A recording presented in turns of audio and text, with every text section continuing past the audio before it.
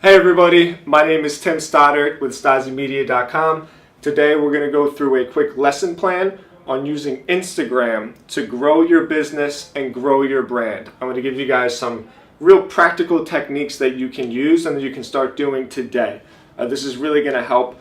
Just a little precursor, none of this has to do with advertising. You can use Instagram to advertise. It's really effective. It's really cheap. I recommend doing it. But everything that we're going to go over here today is just about growing your following organically.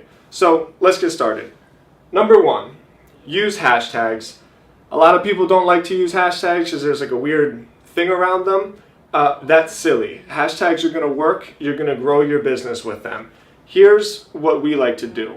The first thing you have to do is do research. In the little search bar on Instagram, you can type in hashtags. You can find out the amount of times they've been used. You can get kind of a correlation to the search volume. You want to find hashtags that are relevant to your industry and that get a lot of volume. So do some research and then make a list of 20, even 30 hashtags. You can go crazy with them because we're not going to use the hashtags in the original post. So what we're going to do, upload your picture, upload the description with the picture, and then in the very first comment, put your hashtags in the comment. So what we do in the notepad doc in your phone, keep all your hashtags in there. Once you upload your picture, you can go into your notepad. You can just copy the whole list of them and just paste them directly into the comments.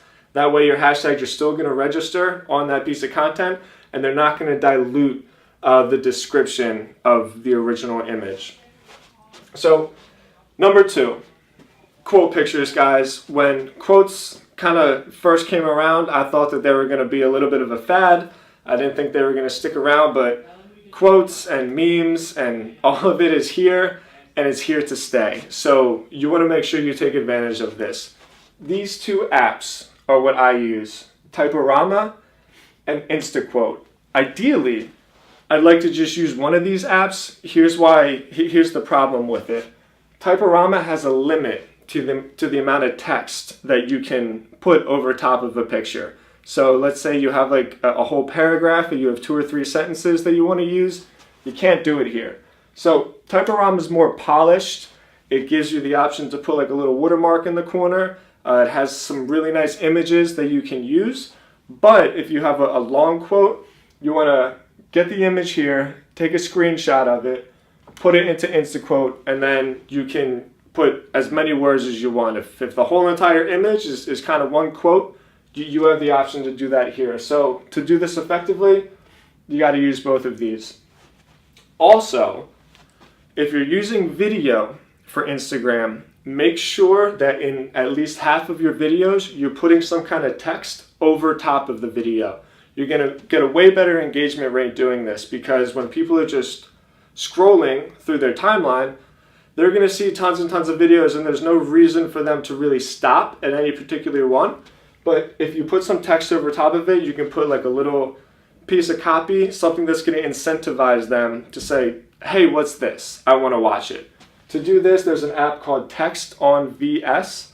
This app does cost money. It's $1.99, I think. It's worth every penny. If you're going to use videos, make sure you put text over top of them.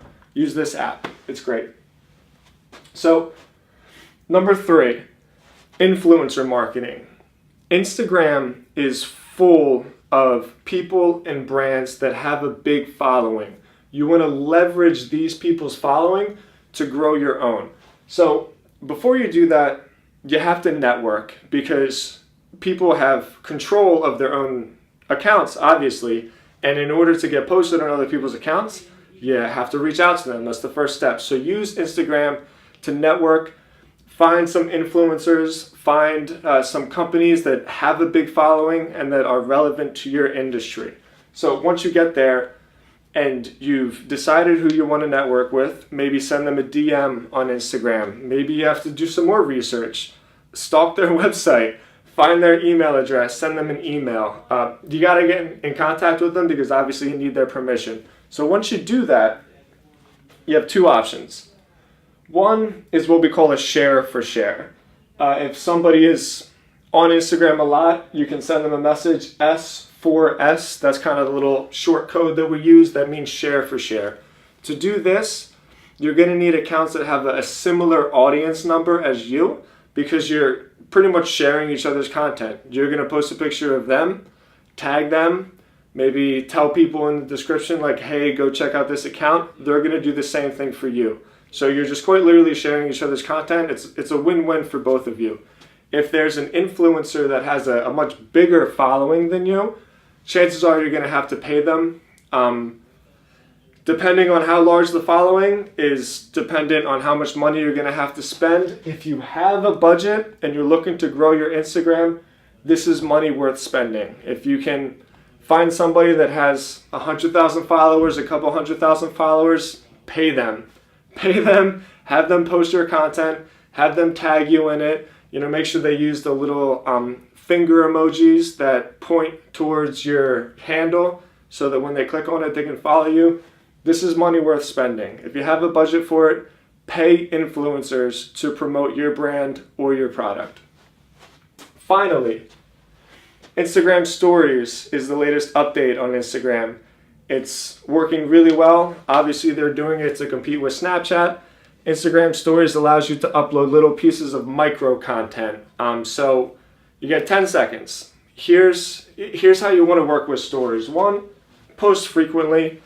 It's not like you're populating people's timeline with Instagram Stories. You can post 6, 7 times a day. You can post as many times a day as you want.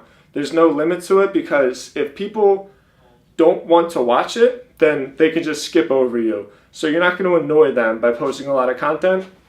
And you want to post frequently. You want to stay in front of them. With Instagram Stories, feel free to be a little bit less polished on the original Instagram feed. You know, I like my quote pictures. I like the pictures of me or the team to have a filter over it. You know, try to get some nice lighting. With Instagram Stories, you don't have to worry about this so much. You're kind of just documenting what you're doing throughout the day. So it can be a lot rougher. It can be kind of selfie style, or maybe just a quick video of where you're at. Just be frequent, but don't be as polished and professional. And then the last tip here, this is a little bit more complicated. At the end of this video, there's going to be another video right up here.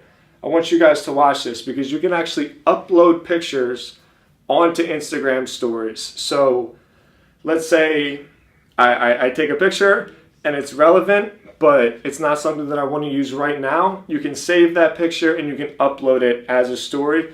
There's a little bit different way to do it. So like I said, at the very end of this video, watch this video right here. I'm going to show you how to do it. If you guys have any questions, please email me right down here, Tim and Stodzy. Please subscribe to my YouTube channel. Click this button right down here.